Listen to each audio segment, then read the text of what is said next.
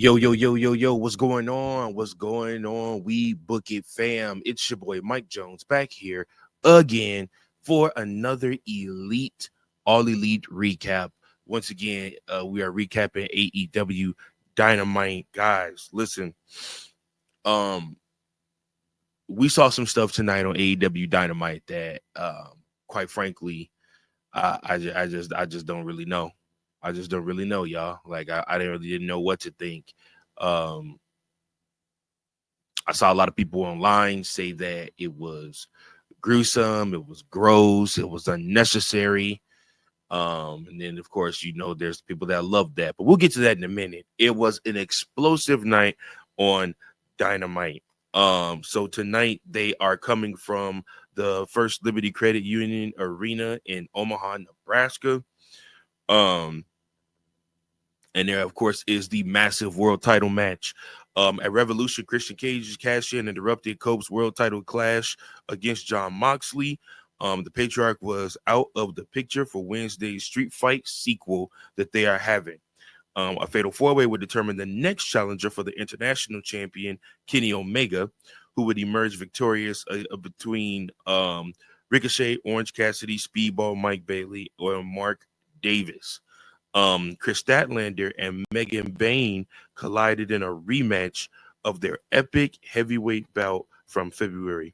And then AEW's world champion, Toni Storm, was sure to be watching this one closely. Also, Mercedes Mone put her TBS Championship on the line against the first ROH Women's World TV Champion, Billy Starks. And then All Elite Wrestling promised on an action-packed show that would set the stage for Dynasty's biggest matches on April 6th. So, first match we begin. The first match we have up is Ricochet versus Orange Cassidy versus Mike Bailey versus Mark Davis. This match was pretty competitive to say the least. And then, like I said, Mike Speedball Bailey caught Mark Davis with a roundhouse kick, then went for the backslide. Ricochet slipped in to cover Davis as well, causing a double pin decision. So after the referee announced that both men had won based on the result, leading to a triple threat against Kenny Omega Dynasty. That match is going to be very good. Very good. And actually, y'all, I have to give Ricochet credit because I'm digging what they're doing with him. I'm digging how, they're working to try to make him seem important and feel important. And they're working to, make us care about his character and everything like that, and the work that he's putting in. So kudos to Ricochet, man. Like I said, I know a lot of people like to crap on Ricochet. A lot of people were mad he left WWE. A lot of people are mad Samantha is going from WWE. But you cannot discredit the work he's done the past 5 months in AEW. Ricochet is one of those ones that's like, he's good, man. He's good. And he's worth watching on there. And quite frankly, if I'm putting my money on things, I kind of want Ricochet to win the international championship. I wouldn't mind him beating Kenny Omega and them going into like a real program, one-on-one program together. I mean, the stuff they could do in the ring is magnificent. And like I said, I mean, even though Ricochet is a slight smaller stature, again, it's still one of those great. It's still one of those great matches.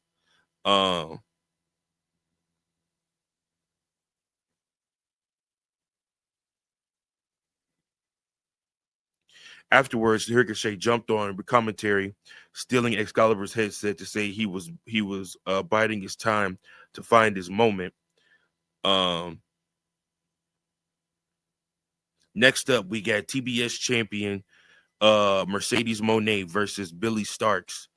Mercedes found a dangerous challenger to her TBS championship, which is something she has desperately needed, because I don't think we believed anybody that she's went against so far was going to be able to beat her and dethrone her from being the TBS women's champion. After a kneel fall from the challenger, the CEO caught her with a statement maker for the submission win. And like I said, all in all, I mean, the same old that we thought was going to happen happened again. Mercedes Mone came through and won again. They're building her up huge. So whoever is the first person to like pin her, because I mean, I don't know that she's lost in a long time in AEW. I mean, she hasn't been pinned for a while. So I mean, they're building her up. So whoever is the one to be able to actually beat her, I mean, that person's going to be a made man, you would assume.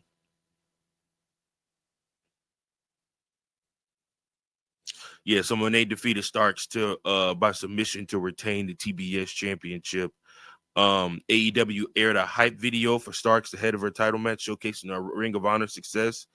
The CEO ducked outside to avoid Starks, but the challenger hit her with the senton bomb to the floor, followed by another in the ring for a near fall.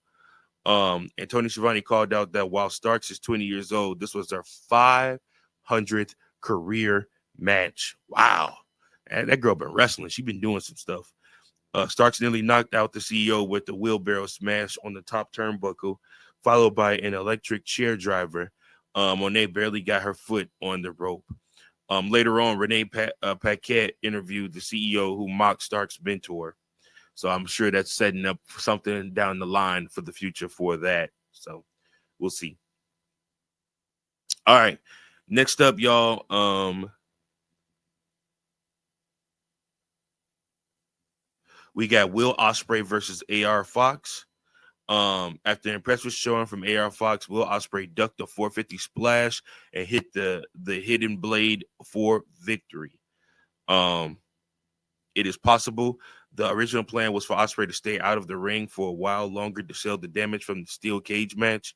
But the aerial assassin certainly worked like he was still hurting, almost struggling to keep up with his opponent. This was easily the weakest match of the night, a rare statement for an Osprey match, but it also speaks to the quality of the Dynamite card this week. So Osprey did win the match, defeated Fox by pinfall. Osprey and Fox traded off handstand counters to cutters and kip ups, showing their similar athleticism. Fox ducked a hidden blade, then hit a cutter with the two battled around the ring, ending with Fox hitting a top rope flatliner. So Renee Paquet backstage, Hangman Adam Page announced that he would join the Owen Hart Foundation tournament while warning Swerve Strickland that he would not let him be the men's world champion again. So good news right there, like I said. But I do think Swerve will probably end up being the next, or at least should be the next world champion. So I don't know, but we'll keep going with throughout the match, guys. We had next up Chris Statlander versus Megan Bane with Penelope Ford. This match was a result of Bane defeating Statlander by pinfall. Storm joined commentary. She pointed out that Bane has remained quiet so far in AEW, possibly teasing a big promo segment between the two coming soon.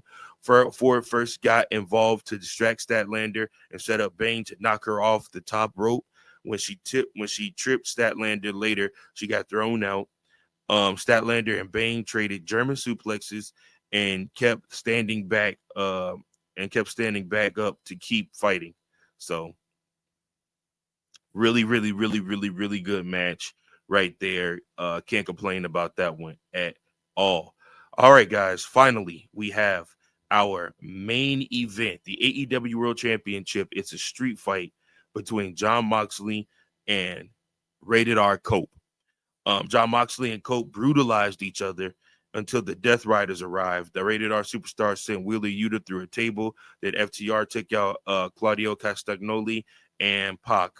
Marina Shafir came out for the save, but not Willow Nightingale took her down. I really expected that to be Beth Phoenix. I wonder if Beth Phoenix is still underneath a WWE contract, and that's why she hasn't appeared in AEW yet.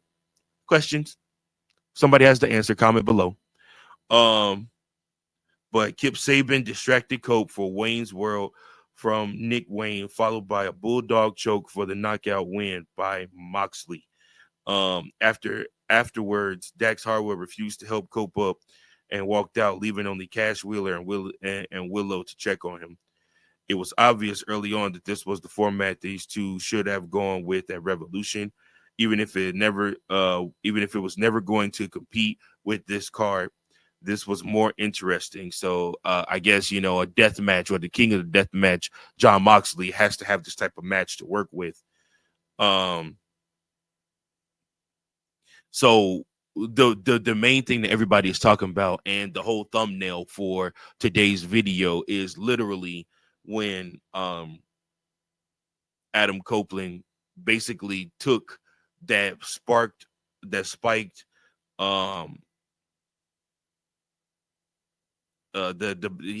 basically he delivered a back shot with that spiked club to John Moxley or whatnot, and it was gruesome. It was nasty. It was nasty. Like I said, I don't know. I just did not think that needed to happen in that match. The match itself could have been awesome in and of itself, but that spike shot, man. I mean, literally, I watched back the clips of them trying to take that thing out of his skin, and they couldn't. It was stuck in there, like it was gross, and you see like the blood begin to start dripping off, and I'm just like, it's too much. It's too much. Some people would think it's too much. Some people would think it wasn't enough. Obviously, some people love death hardcore matches. They think that's a part of wrestling. A lot of pundits out there are saying that this was unnecessary and not needed for wrestling. I tend to kind of be more in that section. I mean, like I said, I don't know. I don't know. I guess we needed a new Terry Funk, Mick Foley, and Moxley is dead set on becoming that new Terry Funk and Mick Foley. I don't know. Also, like I said, MJF delivered a promo in the backstage area promising to answer MVP next week on if he's going to join the Hurt Syndicate or not. And he also is warning people once again, letting it be known he is coming after the AEW World Championship. And, of course, the Hurt Syndicate promised to continue dominating in a pre-tape vignette also. And that is your AEW recap for this week, your Dynamite recap show. Appreciate you all for watching. Big C will be back next week. He is traveling this week. I'm Virgil. Appreciate you guys for watching. Until next time, keep those booking pencils sharp. Keep on booking.